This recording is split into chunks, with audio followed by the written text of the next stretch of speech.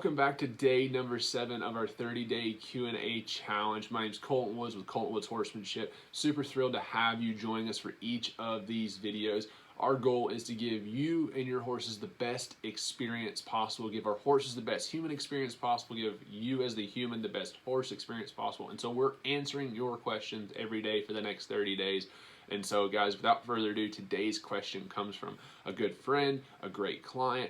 Megan sent this question, and she sent a pretty lengthy question, so I'm going to be dividing this over the next 2 days because I want to bring you guys enough value but be respectful of your time so that you guys can have the time to listen to each of these videos. And so the first part of Megan's question that we're going to be asking or answering today is, what goes through your mind when you head out to work a training horse?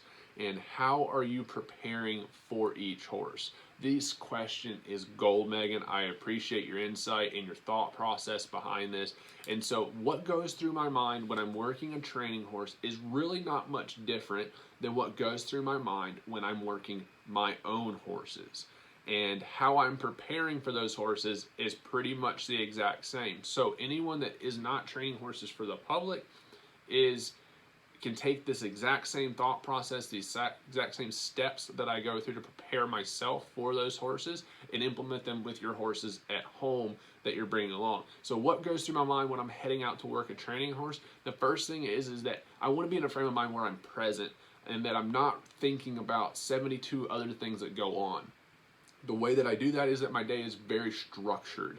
And that way I make sure that, hey, I have set this amount of time for this training horse. That's a bit different. A lot of times that piece is a little bit different maybe than sometimes when you're at home.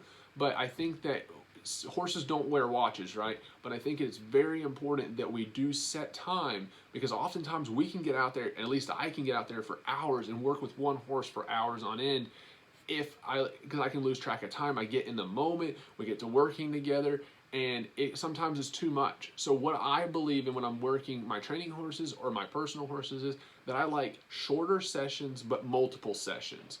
Now that doesn't mean that I won't ever work them for a longer period of time, because I have to. I've got to prepare those horses for those longer rides, but I strategically structure them in certain ways. If I'm going to have a really long session, then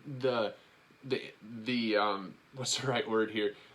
The intensity of that ride is going to be not as high, right? It's going to be just a longer, it's more like a stamina and endurance type deal where it's like, hey, this is a marathon, not a sprint. But from an education standpoint, particularly in a young horse's education, I like to come in, have shorter sessions, and that way we can come in, the horse can focus, I can focus, we both can stay relaxed, we can be engaged together. We really get some high quality things going. We put that horse up, we go let them stand high, we put them back in a stall, whatever, and then we might get them out later and have another session. Now, sometimes these sessions are 45 minutes to an hour each, and with really young horses, they might be closer to 20 minutes. It just depends on the horse there. But I'm really focused on staying mentally present and focused, relaxed, and working from where that horse is at. That working from where the horse is at is going to get into tomorrow's question that Megan has on the second part of this. But how am I preparing for each horse? The preparation that I do for each horse is what I do away from my horses, not how I'm preparing when I'm with my horses. So what am I doing? There's a lot that goes into this. My days are very structured. So I have the time that I can be present with my horses. I'm taking control of my most valuable asset, which is my time. And then also, you can meditate, you can eat healthy, and you can go through all these steps. I'm a firm believer in taking cold showers. There's a lot of things that I've learned from that initially, which was in order to take a successful cold shower, which means that you actually can feel warm in the coldest shower or an ice bath. Yes, that is truth. Yes, that is possible, I promise. And when I started doing these,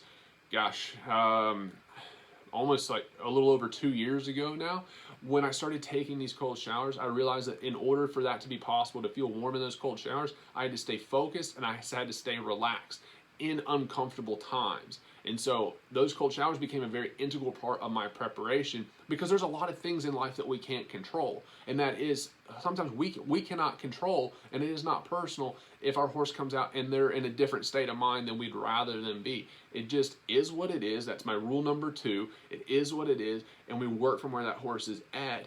and that makes sure that I've done my prep work away from my horses to go, hey, you know what? It's not that big of a deal, even if it seems like it right now, and that we just roll with the punches, we kind of just roll with the flow, and we help that horse work from where they're at. So eating healthy, meditating, cold showers, which is another form of meditating under pressure, and going through making sure that you're structured, making sure that you're spending time in reflection. That's a piece that I wrote down that's really, really important, is that when I'm working with my horses, and I'm preparing to go for that session, I'm present, I'm thinking about what I want to do with that horse, I'm evaluating where that horse is at right then in that moment, in that day, so I can make a game plan for how I'm going to progress. We'll get in that tomorrow, Megan. But then also I make sure that I have time after the sessions to reflect with my horse, reflect on how things are going, because ultimately the second part of your question is getting into how do you keep achieving these goals. And this is going to be the same process I go for my training horses as well as with my own personal horses. But make sure you have the time to do it. Megan, I know that right now you've got a lot going on, so it can be pretty tough. A lot of us have a lot going on, and it's really hard to wrangle. So the best thing I can say is that if you can take control of your time, you can structure it out, you can give the horse, we're all willing to give our horses as much time as we have, and I don't think there's anything wrong with putting a clock on it, because it makes us more aware, and it realizes that, sometimes we overestimate how much we can get in a day and underestimate how much we can get done in a year. And I find it's really important that if we can get some really high quality things, just a few high quality things going in a session, and we can do that each day, we're going to make an incredible amount of progress over the long haul. So let's not get so caught up on trying to conquer the world in one day.